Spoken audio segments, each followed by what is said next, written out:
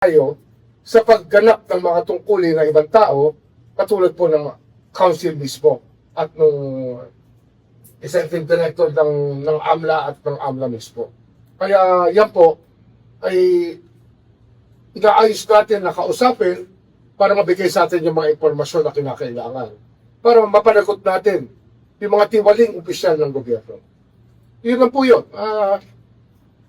Ngayon ko lang nakita na minsan, meron talaga mabigat na kalaban ang batas pagdating dyan. Kaya nga, gusto ko silang kausapin muli itong AMLA tungkol sa pagtupad nila sa kanilang patungkulan. Sapagkat, alam niyo naman, hindi dapat banking industry ang kanilang pinangangalagaan, kundi yung mga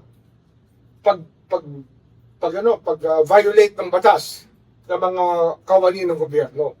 Kasi ang trabaho naman namin talaga, corruption, anti-corruption, di ba? And they are the necessary office, the office that gives us the most information. If they will not come up with it, then we have a problem sa country. Hindi nila pwedeng blankohin ang katanungan ng Office of the Ombudsman. Dapat gumanap sila, kundi sila mismo ang kakasuhan natin. Baka naman